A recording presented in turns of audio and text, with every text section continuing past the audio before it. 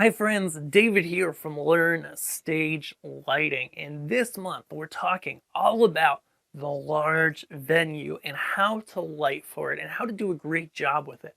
Okay, and in our last video of this playlist, if you haven't checked out the whole playlist, check it out below.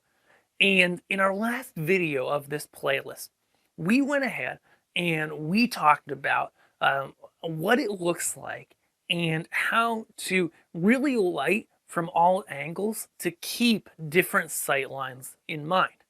Now today, I want to contradict that advice and tell you the opposite. No, not really, but with some caveats. So in this video, I want to talk about negative space. I mentioned this in some of the previous videos, but I want to go a little deeper on it today. Let's first begin by talking about what negative space is, giving it a definition, okay? To go back to art class, thank you, Mrs. Giblin and Mr. Kleiber from high school. Negative space is any dark or blank spaces within a piece of art. And whether you consider yourself an artist or not, lighting is a visual art, okay? And so what is negative space? Well, the easiest way to define it and to look at it is to think about the typical concert you may see, the typical, concert show, right? A lot of concert shows, not all, but a lot, have a black backdrop behind them. And in that black backdrop, just pretend this is black here, there may be various lights that you see, okay? In between those lights is blank or black space. Now, we can create and we can work with negative space in a few ways, okay? In the last video, I talked about the importance of backlighting, side lighting for when you have different viewing angles on your stage. And for most of the time when you're working in a large venue, you want to optimize it so that most seats or most camera angles, or really all camera angles, get a really good shot. However, there are times in the show where it just simply makes sense to build in that negative space, okay? And so there's really two ways to look at this, okay? Two different ways. The first is that you can build in negative space in the design phase, right? There are going to be places where there's nothing in the background of a person, okay? Different angles, etc. There's no lights there, there's no set pieces, it's just black and darkness, right? And so that's in the design phase. You can space out elements on your backdrop with spaces between them, etc. But especially if you have atmosphere in the air, even if you don't though, you can still create that negative space within your programming, within your design process. How does this work? A couple examples. One, to go back to our capture file of the theater, if we have, say, a grayish backdrop like this, even a black backdrop, though it's easier on a medium to dark gray, okay? You can have lights shining up that backdrop, you can have lights shining on it from the front to give it texture to make it really pop, and it looks great, okay? And that can work for a lot of your show. But if you control your front light really well, and in larger venues, this is typically easier to keep front light off of the backdrop. Because if you've got a stage that's, 40 feet deep, then yeah, you can keep people 10 or 15 feet away from the backdrop so that you have that space for the light to spill while still lighting the people well, right? So you can build in the ability, okay, to have your front light not hit the backdrop. And this always looks best when you do this, right?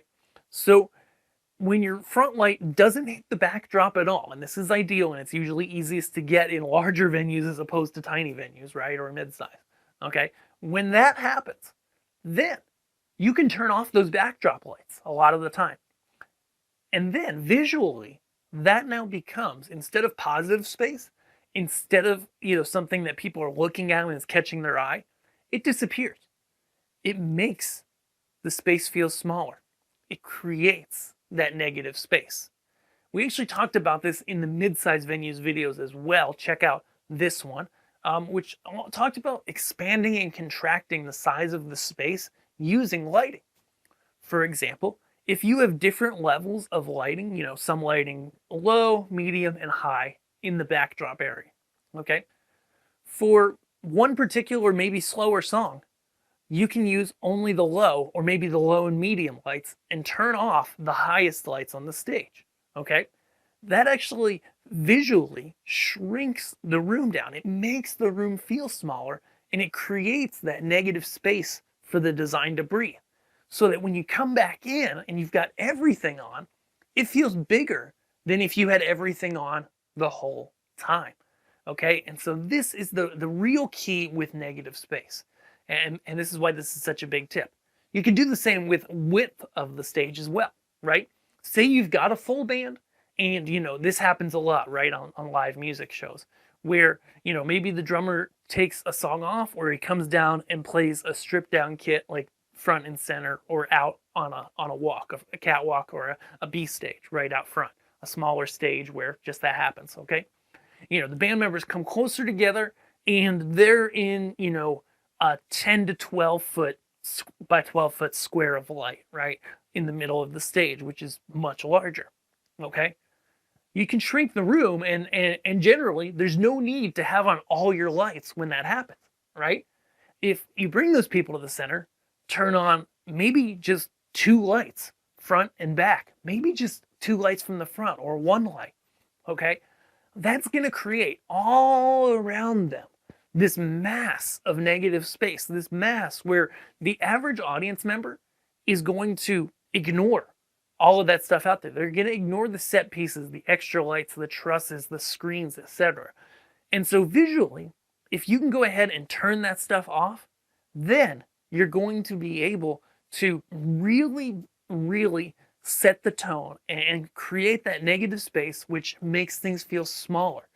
And in that case, in other cases, it might just be spacing between objects. Just giving room anytime there's black behind an area that's being lit, it gives room for those beams of light to shine through. It gives room for the beams to really be seen with a high contrast so that you get the most punch out of your lighting rig. And yes, of course, in any show, there are times where every light is on, the area is just bathed with light, and there really isn't much negative space at all. And that's great, especially with a lot of the corporate work I've done. A lot of corporate events don't have a lot of negative space. They like a backdrop, they like it well lit, everything's really uniform and bright and light, and that's great.